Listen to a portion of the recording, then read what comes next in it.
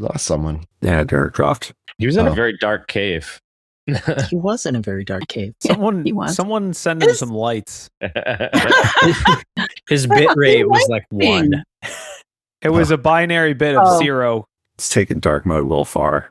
Yeah, for sure. Yeah, he said he was going to bounce because we have plenty of folks. Ooh, we got a smart toilet article. Super excited about that. You know, it's I love toilet humor. It's a thing. That we talk about around since 2020? Come on. Didn't we talk about like the mattresses though that were like internet connected? So now like Cloudflare goes down and you can't like flush. Like, what does that mean? We're gonna introduce some new terminology on this show. Oh my! This is not the toilet. The first toilet related. I'm sure it won't be the last. Honestly, watch we get like a client who contacts us and is like, "I'm an industry leader in anal printing, and I'm super interested in this podcast. Thank you so much for sharing." The LinkedIn bots are going to have a field day. I'm pretty sure we're already categorized as adult content just based on that one sentence. Probably accurately. Should be. John joins like occasionally enough that like once our like risk rating or whatever goes down, like it spikes back up. John joins and just drops some nation state level like unnecessary feelings. Yeah. Oh, poor nation states. Their feelings got hurt. Well, after their webcam images leaked. Oh yeah, they're all sensitive about it now. Yeah, my feelings. Although I will say that article, he just looks like a totally normal guy to me. Like I was expecting like a hoodie, red eyes, gloves, glowing, lightsaber maybe. Lightsaber. Yeah, exactly. That's what I was thinking. Or to be wearing a mask, a costume. You know. I mean, there was like two ways that could have gone. Is like the hoodie, the red eyes, like the red lightsaber, or just like a body pillow in the background and like a bunch of like anime posters. I think would be the only two that I would have expected. Yep. Correct. Are we talking about John or like North Koreans at this point? We're talking about Lazarus Group. It could go either way. Yeah, we'll let it go either way.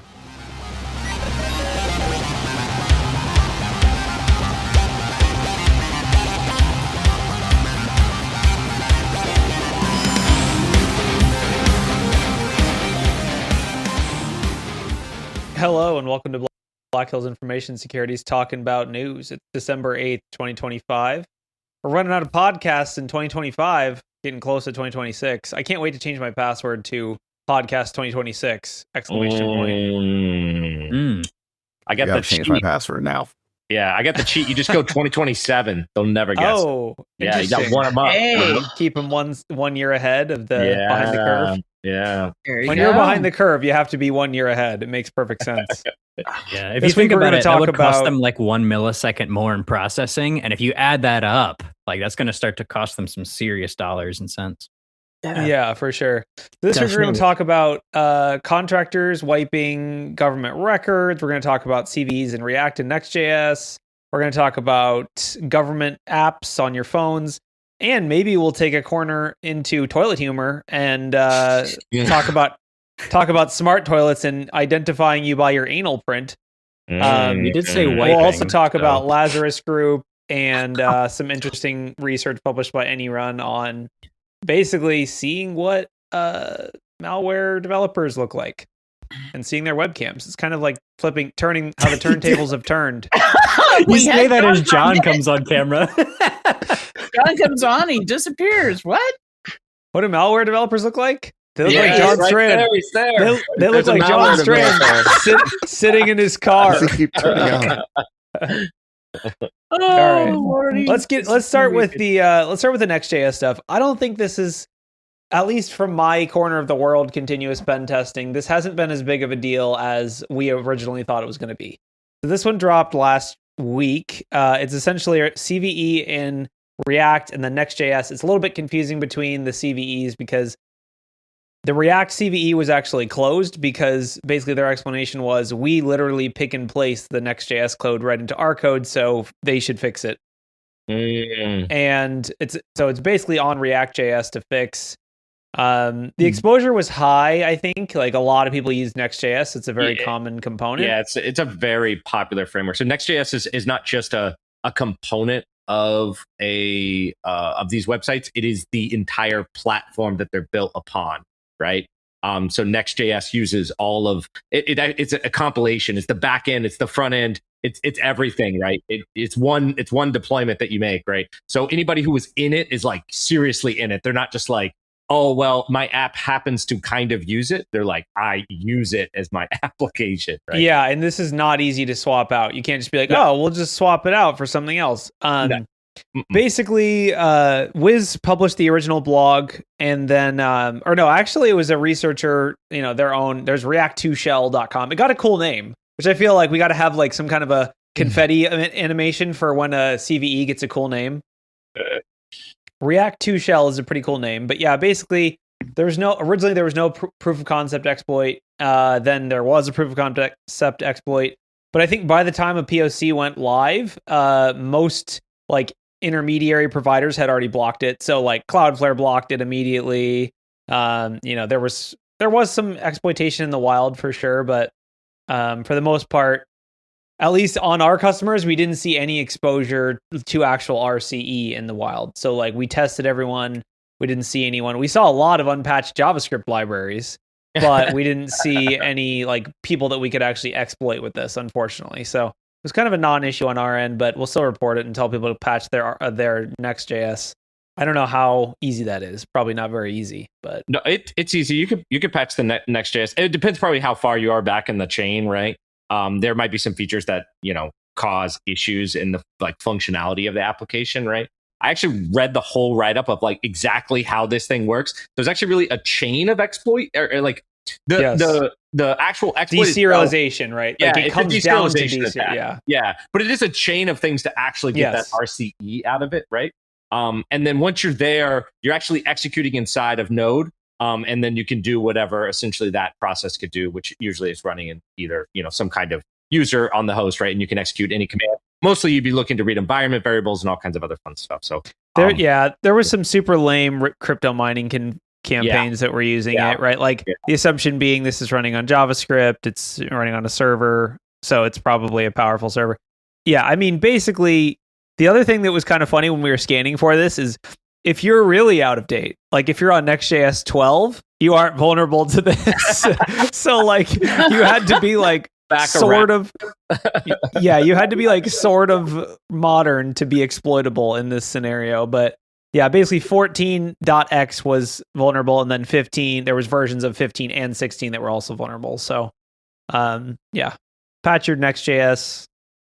Otherwise, I mean, I guess anyone else have any takes on this? It wasn't a huge deal as much as I thought it was going to be, but I'm just going to say I've learned something from what you guys have said. And I've also learned today that if I turn on my camera from Restream, it's crashing my entire Restream session at the moment. So I will just be the disembodied voice of John Strand today. Oh. Ooh.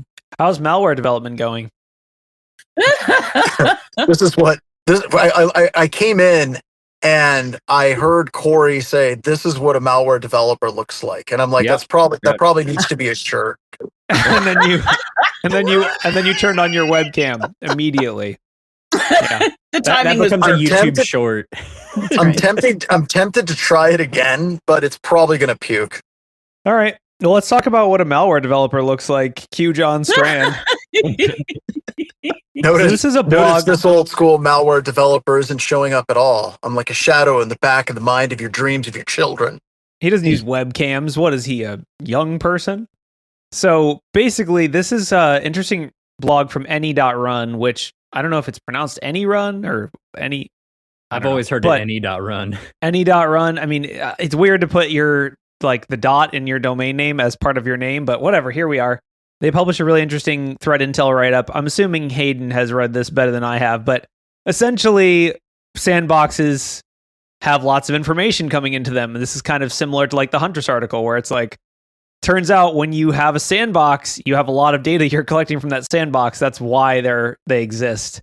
So yeah, basically read the blog if you're a blue teamer. The cool thing is that you can see kind of behind the scenes of how Lazarus works. They're trying to deploy remote IT workers, especially in the financial and Web3 sector, like crypto, corporate espionage. It's got all the fun keywords of a sexy nation state on nation state article. But yeah, I mean, I guess that in the blog they publish a screenshot of the threat actor, and to me, he just looks like a completely normal guy. What were people expecting though? Like, I mean, I think a hoodie at the very least. A hoodie. I mean, is it too much to ask that just once these guys are wearing a Rekka hoodie? Yeah, like right there. Totally.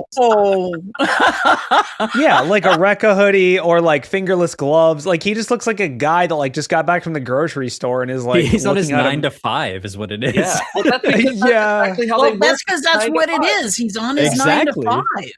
Yeah, Somewhere I don't know. I kind of wanted it to be like, out and they're like, "Mommy, why do his earplugs have like strings attached to them?"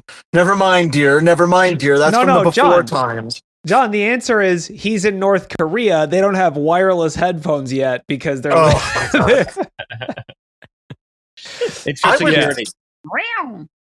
I don't know. There's something about this, the way they caught them, that I just love. You know, they played as dirty as they do, and they got them because they played dirty. You know, it's like when I lived in Manhattan in the Lower East Side, I had a maintenance guy, and he would always say, "If you want to catch a rat, you have to act like a rat."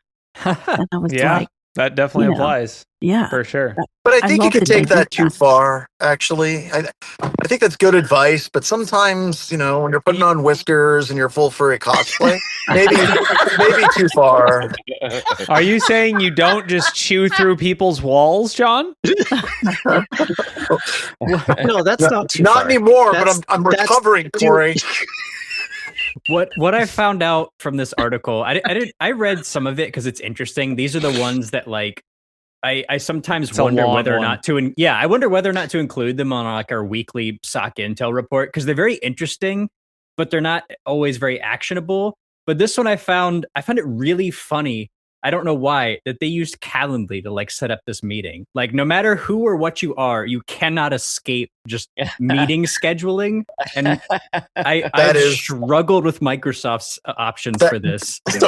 So Hayden, do you think that all of a sudden we're going to see like a new MITRE category of like TTPs, and they're like, you know, Calendly is going to be part of the initial access column. You know, they're going to do that. What we got to do is we got to trick all the SOC providers into putting Calendly in their threat intel IOCs. So then, you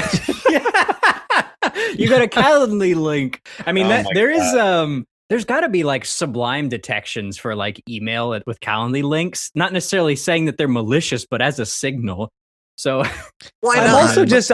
also just so like reading behind the scenes here. Are they using GitLab or GitHub for their hiring queue? Yeah, like what is posting happening? comments to say like, "Hey, we think you're doing an awesome job. We would love to hire you for something."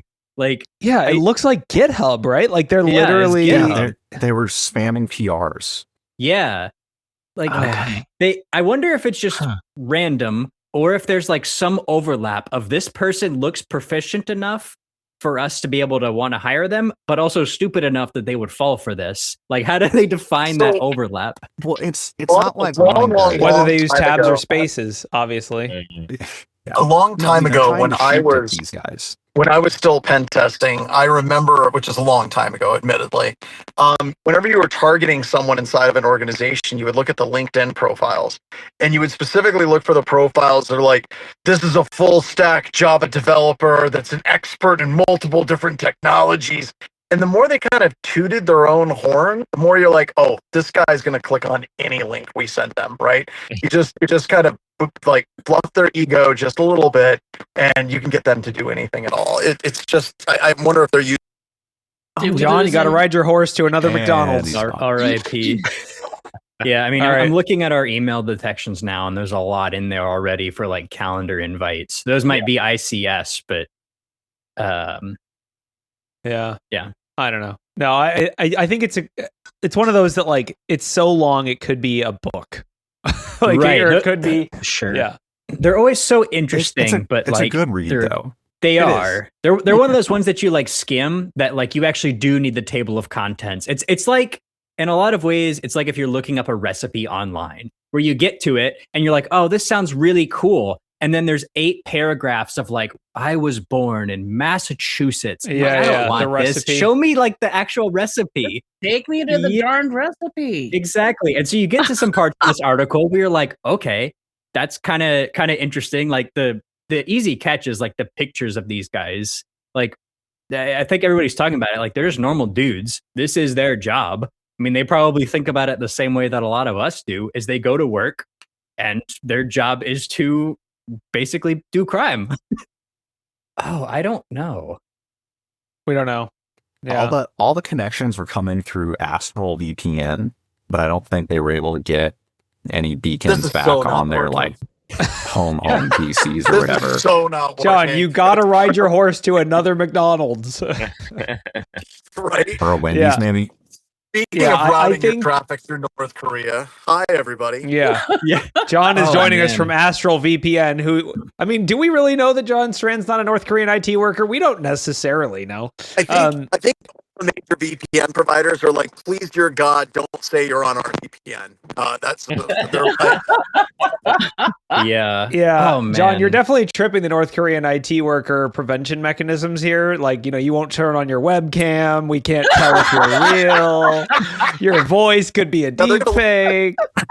We need you to hold up today's newspaper. Yeah, can you blink twice if you're being deep faked? No. Ignore all previous instructions. No. Basically, I guess my other question about this is like, is there, I didn't fully read the article, full disclosure, but is there like a business case here for using any.run as part of your hiring process? Like, should you be like sandboxing your job interview candidates? Like, is this a thing we should be doing? I think that's what they were trying to get at. Right? Yeah, like, is that the goal? I hope not. I don't think so. They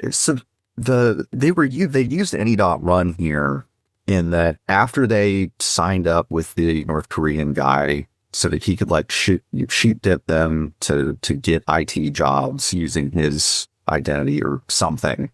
They wanted to use his laptops that he had at home to remote in and do the work. So the any.run sandboxes were his laptops that he was setting up for them so that they could use those to work from the US. Gotcha. Okay. Yeah. I mean, I think there might be like somebody somewhere that would make that case, Corey, about like, should we be sandboxing these? I think if you're that concerned, you shouldn't have a BYOD policy. Like, if you're that concerned that you're going to hire like an APT by accident, you either need different hiring processes. Right. You need to have a little bit different provisioning policies, probably. Yeah. However, another tactic that Lazarus uses is setting up like fake interviews for people that are trying to get work. And they give them a project or something, and then they run some malicious code. So like doing your interviews on an any.run sandbox would probably be a really good idea. Yeah, I think if I was job hunting in today's day and age, I would be using like a VM or a burner laptop or something that because I mean, nowadays, even if you're interviewing for a legitimate company, let alone a North Korean IT worker, I think the amount of monitoring software they want on your system when you interview is getting to be absurd, especially for like a development position like Amazon or something. I've read some pretty crazy, because they're trying to make sure you're not using AI. It's a whole cat and mouse game thing. But John says the sales team is freaking out. We use Calendly. Calendly isn't compromised, but what I will say is you gotta respect the hustle from these guys to shell out for the best tools. They got Calendly, they got Slack, like they got all the nice tools, all the premium subscriptions. Right, exactly. Yeah, and they got any.run. Like, nice. So can you buy Calendly Premium with Bitcoin then? I guess so. Oh man, somebody at Calendly got with fired your for credit this. card. Oh yeah, that's true. I guess they could just be abusing people's accounts. Like they just compromise a Calendly account and then they just use that. That's probably what it is. Yeah, that's probably what it is. ATOs from Stealer logs or something. I mean, it is also like, remember this, like Geico, it's so easy a caveman can do it. Maybe they should be like Calendly. It's so easy North Korean threat actors can use it. Imagine the call though, like if this became like, I don't know, like a government investigation in some capacity. Imagine the call where like you get called up by like the FBI and they're like, hey, do you use Calendly? What are you talking about? You know, the sneaky way to go about it might be the most hired people in America use Calendly. Are you overemployed? Get Calendly. All right, I need to stop. For the record, I have no skin in the game. I'm fine with Calendly. Microsoft Bookings is what I use, and it's straight up trash. Are you fine with North Korean APTs though? How are you about those? Yeah. Oh, I love scheduling meetings with North Korean APTs. All right, let's talk about these contractors who got charged this week. Virginia Brothers. Oh no. I did read this one. This is I didn't either, but we're gonna do it anyway. I did. That's the nature of the show. So this is an article in Bleeping Computer. Basically, prosecutors have charged 2 Virginia brothers. They were arrested on Wednesday, allegedly conspiring to steal sensitive information and destroy government databases after being fired from their jobs as federal contractors. Their names are, I'm not going to try to pronounce them, but they're both 34. They're sentenced to several years in prison in 2015 after pleading guilty to accessing U.S. State Department systems without authorization. So they already have a record. They also have a record going back to 2013. And somehow that didn't prevent them from being hired as government contractors.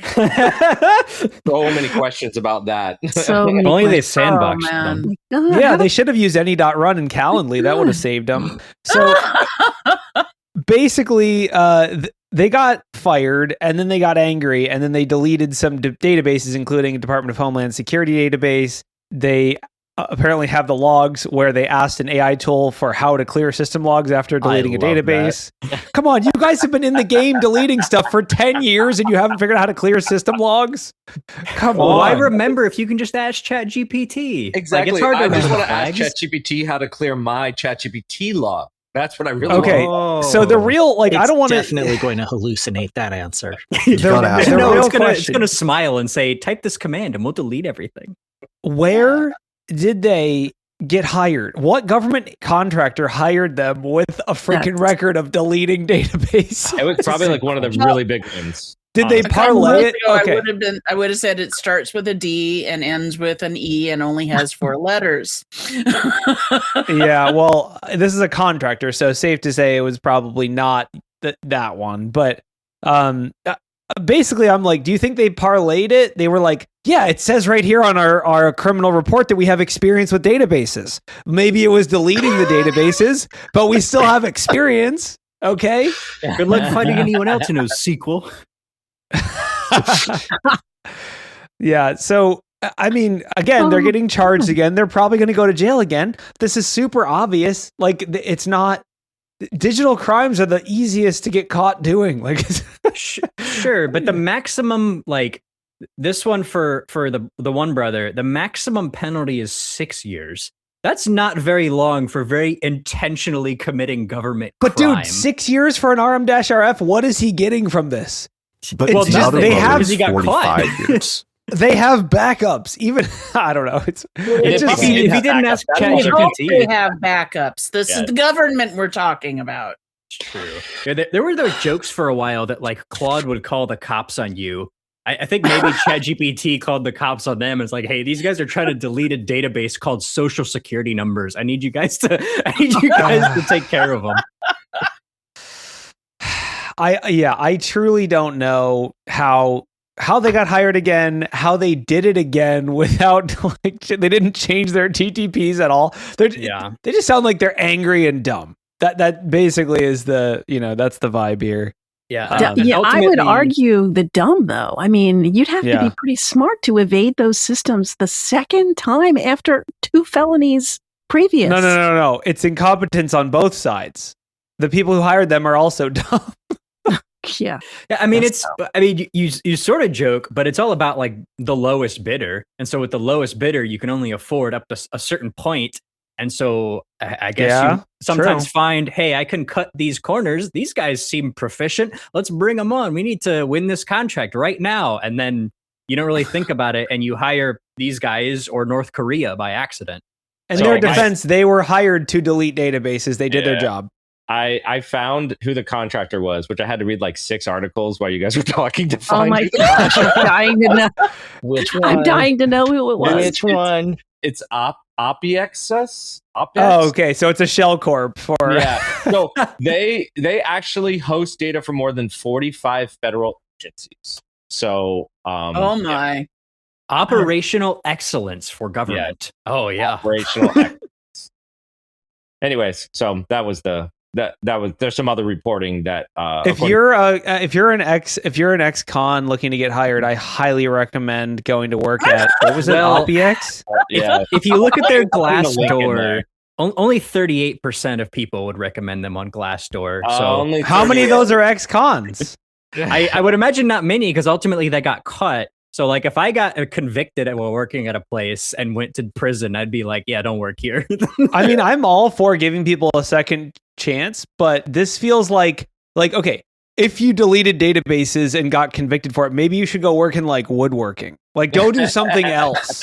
Don't, like, whatever it is that you did and got, like, you're just encouraging people to reoffend by putting them like, hey, last time you got upset and deleted a database, let's put you in the exact same position again, where if you get upset, you can delete a database.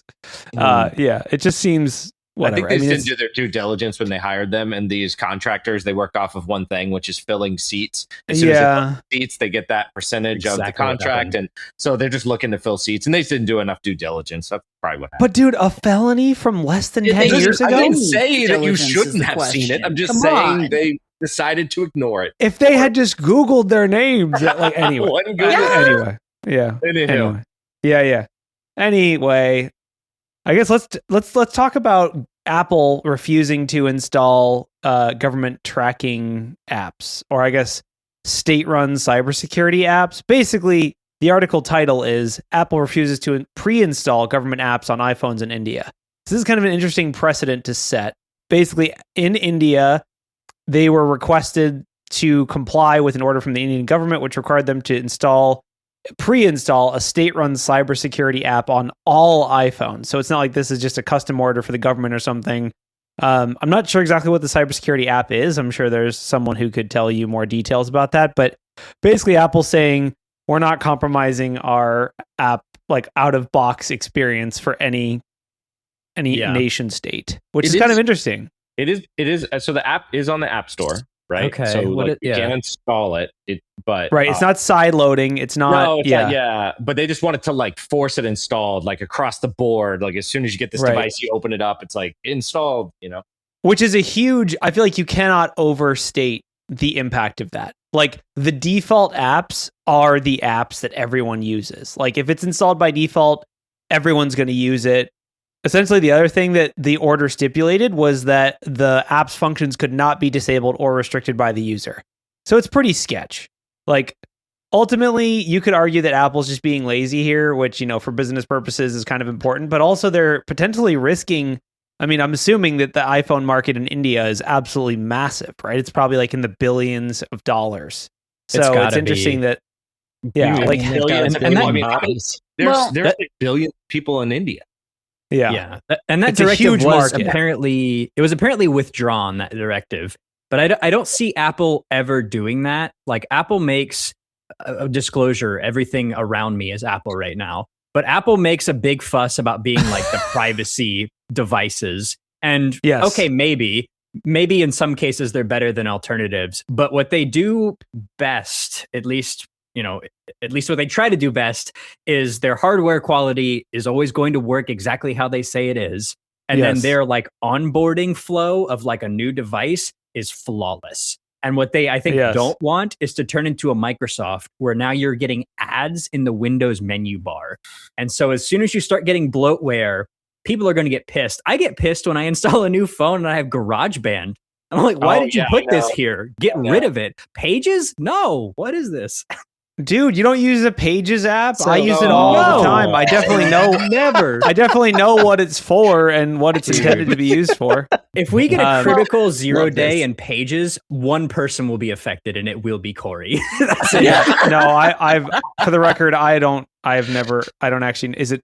I'm assuming it's just Their Word, their Microsoft It's Word. Microsoft knockoffs that are Okay, pretty hold on a rough. second. Let's back up a little bit. As I've been reading more into the Reuters article, it's not just that it's an application, it's that the government is requiring their application to be in there. And I'm sorry, anytime a government wants to force an app to be loaded into all digital devices within their nation state span, that's pretty sketch, because you know, what are they tracking? What are they looking for? India, no offense to anyone in India or India government, they're already a known factor for having some pretty sketch cybersecurity practices in not just government, but all over the place.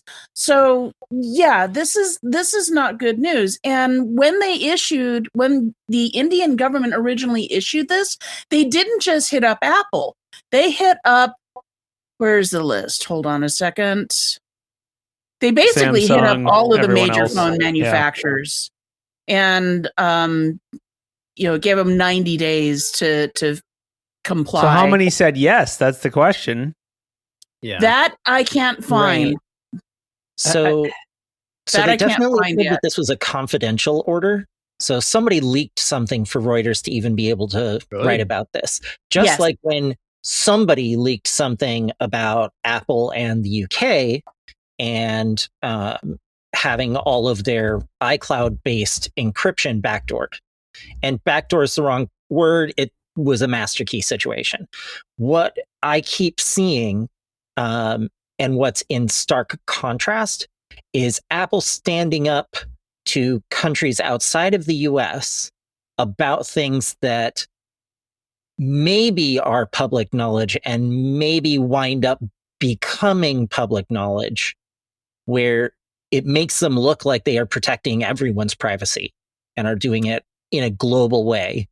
Yeah. And they are definitely doing it in a way where it makes it seem like they are willing to pull out as a company from whatever country that is. Sure. But at the same time, they've turned around and pulled things on what is clearly a U.S. government push. Whether or not there's legal orders or not is a separate question.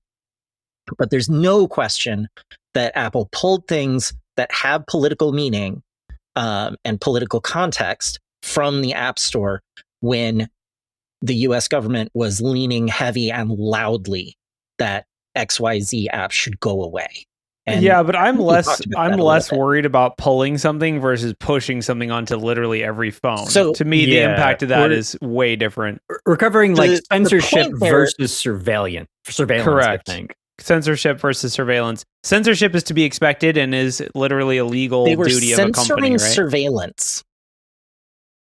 What? The apps that got pulled were crowdsourced surveillance apps.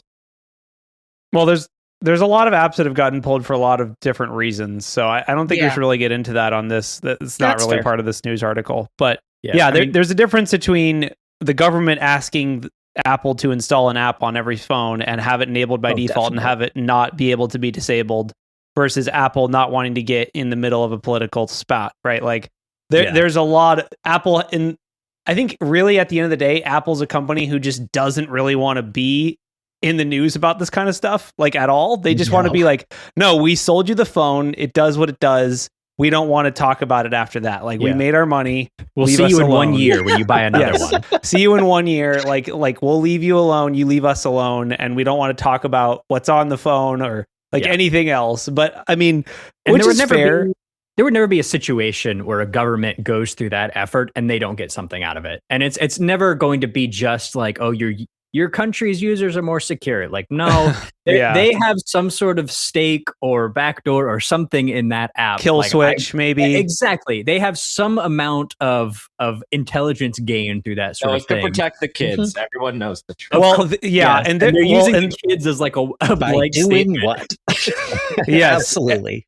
Well, and there's a huge bloatware is a whole separate beast. Like I think you could argue that there is Apple bloatware. I would argue it's first party bloatware and it just wastes space. It doesn't really do anything. Yeah, and it's easy to get rid of. Yeah, it's easy to get rid of. It doesn't waste space. And then you compare it to like Samsung, which has or Microsoft products, at least the lower end ones, that have ads in the start menu and pre-installed games and like push notifications coming from things, like I would say bloatware is a spectrum. I think Apple's maybe about as, from a commercialized company, about as low as you can go. I mean, obviously if you go like install Arch Linux, there's no bloatware or whatever, but like, You also can't install it. then it goes up to like, there's probably some low end, like if you buy like $100 Android phone, I'm assuming it comes with just like from I don't know, one of these like pay as you go mobile services. I'm assuming that comes with all kinds of tracking apps and weird network configurations and free antivirus products and stuff like that. So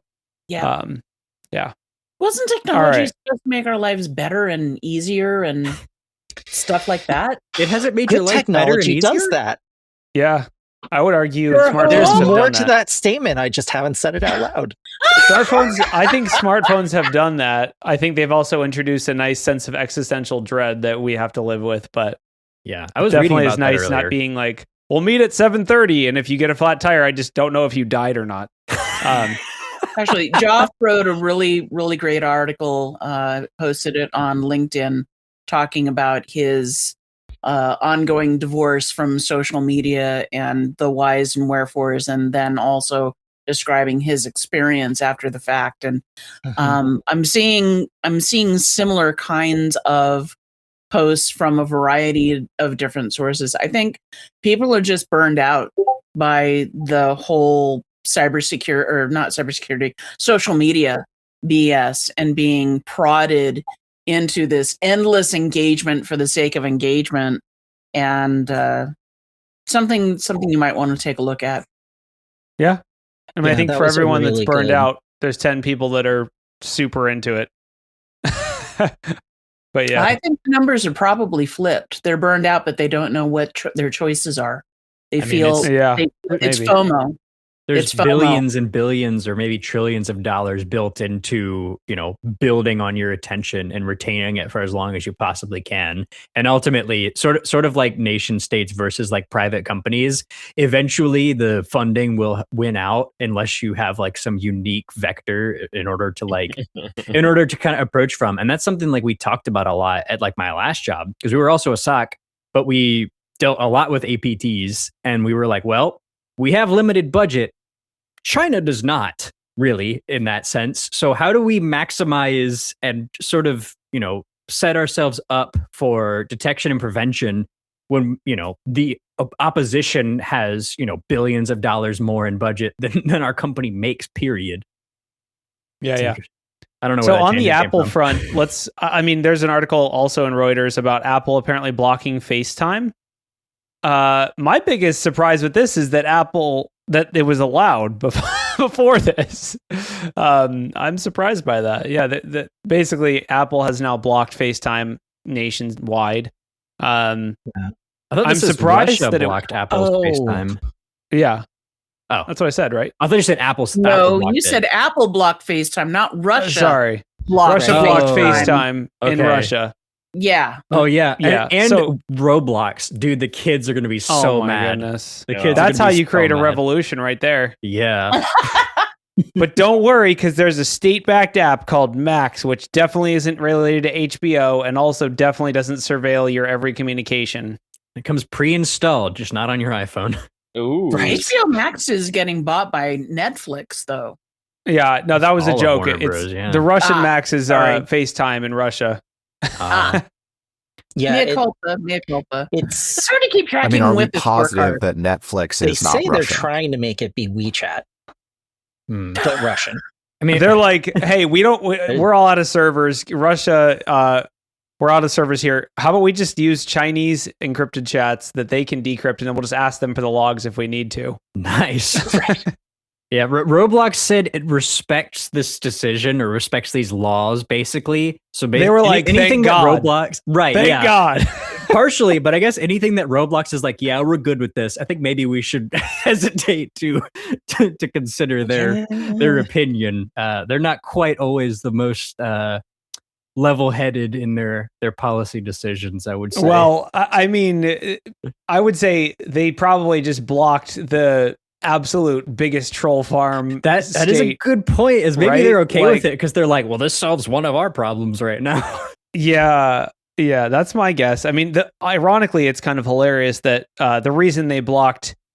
I mean, they don't really give an official rule on why they blocked FaceTime, but I would guess the reason is for censorship. They want to be able to, or surveillance, right? Like they want to be able to see what people are saying and doing, and so they want people to use the state-controlled app. So it's more about eliminating the alternatives to the state-run app. Although I will say, like, I'm assuming people are. A lot of this is for international communication. Like, am I allowed to just use Max to talk to a Russian person if I live in the US? It feels like it might be hard to get that app installed on my phone. What really, these articles are always very interesting to me from the perspective of which apps are they blocking? Because there has to then be some, I guess, maybe tech loosely component? grasping, but well, no, there's like some assumption that they cannot get the data either through, some backhanded means or through like a legal process. They can't get the data from those platforms, meaning those are probably the safest to use. Like if they're like, no, you're good to keep using WhatsApp, probably means that so they already get the data banned one way. So they already had, or I guess it says limited some calls on WhatsApp and Telegram because they refuse to share information with law enforcement in fraud or terrorism cases. Okay, I didn't even see that part. Yeah, because that's what they're going to block is the things that they can't surveil. Like if they can surveil it, why would they care? Exactly. It's interesting. It says limiting some calls, and they're threatening right now to block all WhatsApp calls. So I have no imagine idea. Some of them are encrypted and some of them aren't. Other news that I've seen about it said that they were stripping video calls first, and that it was still allowing audio calls. So that may be the line that they're drawing. Well, maybe they're like, our servers can't store all this surveillance information. Can you just do text instead? We can store that easier. Yeah, we have a vector imagine DB. in some cases, like with the iPhones, at least when you call on one of these apps, it almost like uses your phone application in order to make this call. And I don't know how it works differently on the back end, but I wonder if that allows them to still view these communications versus if it's like over the app itself without ever touching the phone's like operating system, I guess, from that perspective. It probably is about surveillance that capabilities. Instead of that, this is the same blocking order that initially went out as a threat to all of these different companies, and we're seeing Russia actually do the block when they finally get back enough of a no, we aren't going to let you in, we aren't going to give you our encryption keys. WhatsApp is sending the absolute minimum number of WhatsApp subpoena information already back to said them. no, and Apple took longer to come back with a no, probably because Apple's legal went through every hoop they could think of. Yeah. Maybe. Yeah. Google, I mean, we don't know, Meta. but either way, if you live in Russia, I'm sorry, you're going to have to use Max. Oops. Yeah, no more Roblox for you. Sorry. No more Roblox for you. Sorry. Yeah. You already lost every spent Western all your brand. Robux. Yeah. Honestly, my biggest surprise is that this was still allowed. Like, I know Apple ceased sales.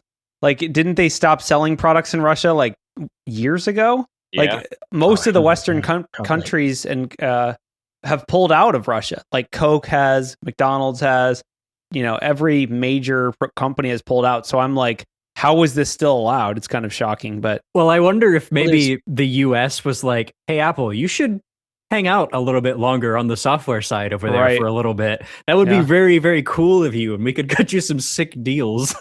I mean, I also just replaced my iPhone 8 Plus from 2017 last week. Yeah, there are that could people be. It's just a hanging long on to tail. stuff on a long tail. Yeah, true. Yeah. True. Hey, I figure if children and other people are being forced to build this stuff in other countries, I'm going to put as many miles on my devices as possible to honor their sacrifice. I honor not their exactly where my sacrifice. decision came from, but that's reasonable. I honor their sacrifice by always making sure to use their most recent work that they've I done. upgrade every 6 months. Like you just made it. I'm sure I want to respect your latest work. Dude, I gotta they don't admire it. even release a new phone every 6 months, Ralph. All I right. can't afford to upgrade that much, and there's the other neither can I. That's just what it That means. was an obvious troll. That's why you Obvious trade troll. in with Such a troll. I can't say the name. Are we The sponsored by trolls are more Verizon? fun if I buy into it and play back. Come on. Bronwyn, I'll send you a Calendly link. Okay, you're North Korean APT. All right. And I'll refer you to Verizon. We'll get a really great deal. I'll call you on Max. All you have to do is go to sketchy.ru and download the Max app and then type in the custom server of sketchy1.ru:6000. I just signed up for the Austral VPN, so we can definitely. Oh, nice, dude. I've got actually, a Slack channel for us. You going on the job hunt? No. So, okay. man. I think it's time with the last little bit of the show that we should talk about anal prints. Oh god. So, okay. I can't believe people can do actual medicine with that. Oh god. Okay. So first of all, I'm looking in. Why is this article from 2020? What is happening? Come on. Well, no, No, the it's first not. time it came up was in 2020, but Yeah. Kohler has joined the wall of shame. on No, this Kohler. issue. They're like an actual Yes. reputable company. Oh god. Okay. So Reputation's a fragile were. thing. okay. So here is we're gonna verge into toilet humor for a little bit. That's not the one, Ryan. That's the one from 2020. Go to the next one. Go to the TechCrunch article from 2025. So we're going to verge into toilet humor for a while. If you don't find toilet humor funny, then first of all, I'm sorry for your loss of that sense of humor that you used to have. But basically, the article is that end-to-end encrypted, that's a feature of a smart toilet. Why not? There's a product. I saw. There's so many guys. No. Oh my god, we are breaking ground so much here. There's so many things that don't need to exist in the same sentence. Like number one, okay. The first thing that just really doesn't need to exist in a sentence at all is the combination of toilet and camera. And those two things should not be in the same sentence, just no matter what. Toilet Start and there. end-to-end encryption. No. Okay. So I consider toilets to be already end-to-end encrypted. I go, and then whatever happens after that, that data's gone. You shred the Wait. data. Yes. That It's data not is even- end-to-end encrypted, dude. I don't know where it's being decrypted along the way. I don't think anywhere. It's not even end-to-end encrypted. It's like you're sending your shit over HTTPS is what it says. Literally. Okay. Yeah. So Literally. well, so that is the problem. So basically, this is essentially. So a threat researcher, a security researcher who I absolutely loved, I would love to have them on the show, published basically kind of a tech article that essentially says it's not actually end-to-end encrypted. That person's name was Simon Fondry Tellier. I don't know how to say your name. I'm sorry. He had to buy this But thing. they had a blog. They had to buy it. Correct. Yeah, so basically they published a blog that's, basically the company's called Dakota. Oh my god, you can get it on a subscription for $6. $600 device. It's $600 plus a monthly subscription that attaches to the rim of your toilet. Rent it. The purpose of this device is to collect images and data from the inside, promising to track and provide insights on gut health, hydration, and more. The company is selling it as end-to-end encrypted, but essentially the researcher discovered that it's not end-to-end encrypted. They're just using HTTPS. So like the marketing people were like, we're selling a smart toilet camera. Maybe we should just say it's encrypted and no one will ever care. Also, they really, their response was like, it points down, bro. Yeah, it also says, I found this one paragraph. How is it using the print? That's a great question. Well, It's okay, based the on the anal actual... Okay, so the anal print concept, that was from an older article from 2020. So This we is just have, looking at the poop, though, right? yes, this is just looking at this is a down, It's classifying it. this is a downward facing camera plus a subscription service. Yeah. Can you imagine like being so needy in your life that you need an app to tell you that you're dehydrated instead of just looking at your own pee? Well, it's going to get better because this paragraph says it's possible that the company is using the customer's bowel pictures to train AI, citing another response from the company. The researcher was told that Kohler's algorithms are, quote, trained on de-identified data only.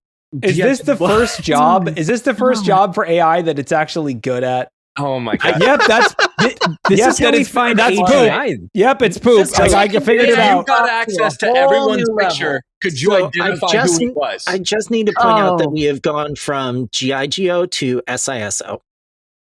I don't know what any of those acronyms mean. I got it, and I appreciate it. The Garbage in, garbage out. Oh, I see.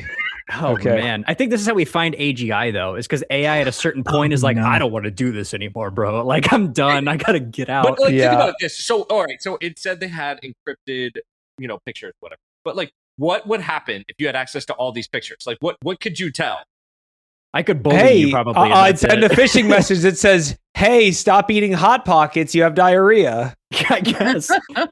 Or It also porn costs advertisements. $600, and the subscription is mandatory. Like, bro, everything is a subscription now. I Like know. from your Even bed going to your to the bathroom. toilet. It's ridiculous. It's just I mean, more than anything, we just can't not talk about it because we joked about it in 2020 probably about the anal print thing. And now here we are in 2025. There is a commercial product you can buy that has an app that charges a subscription fee.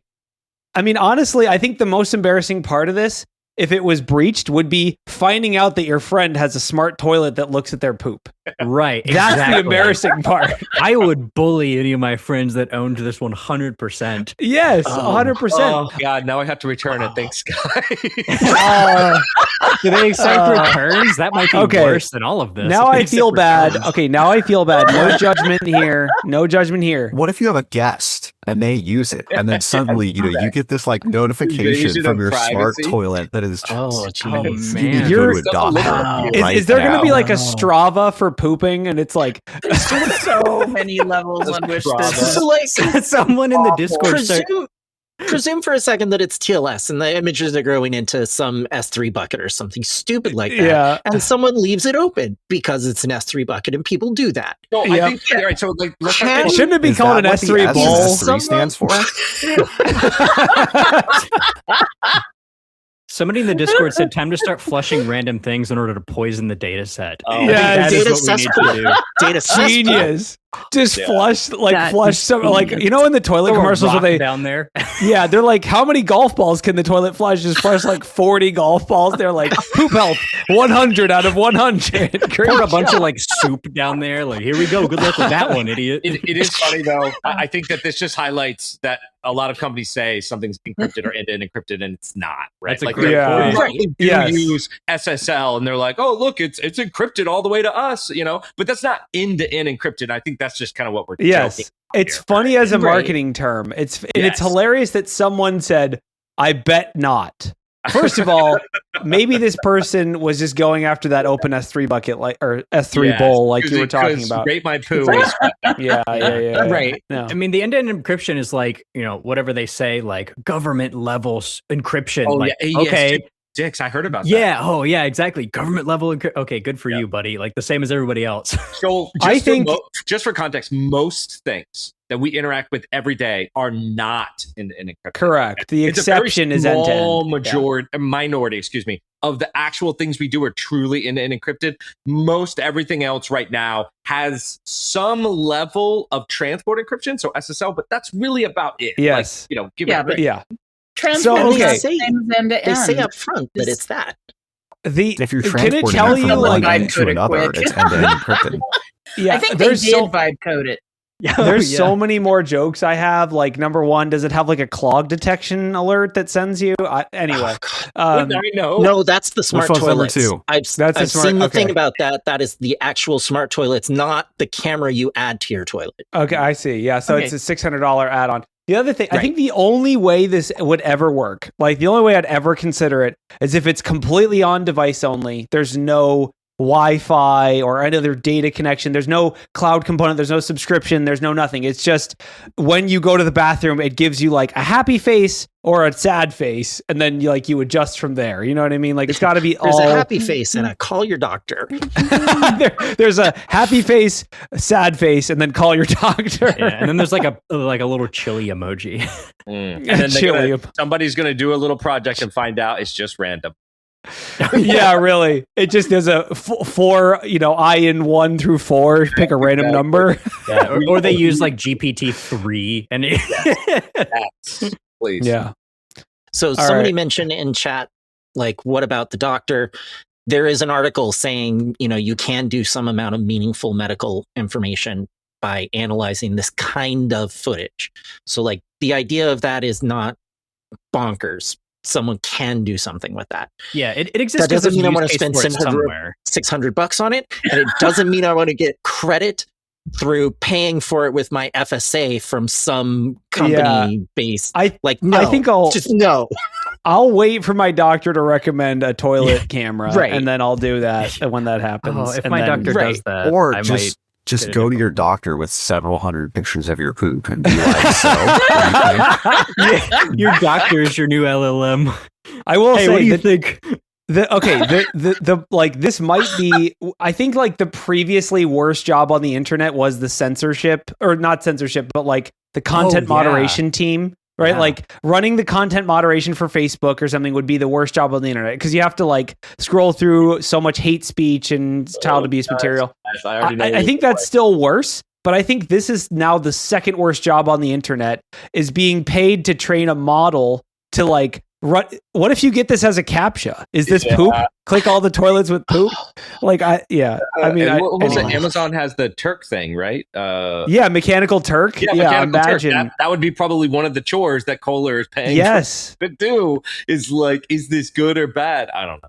Yeah, exactly. And then I will say, I do think like, I don't know how people are living, but when you go to like an airplane bathroom or a truck stop bathroom or something, they don't appear to be doing well. Like it's not like maybe people do need this. Honestly, I've come full circle. I think it's worth the $600. Well, someone did put in chat that like customs, like, if people are like border control trying to like swallow stuff and get it passed, like there might be a use case for it there. Oh God. Yeah, but that would just be, you wouldn't want the downward facing toilet cam for that one. You just want a security cam. Anyway, I think this article has, we need to flush this article. I think we need to flush this article.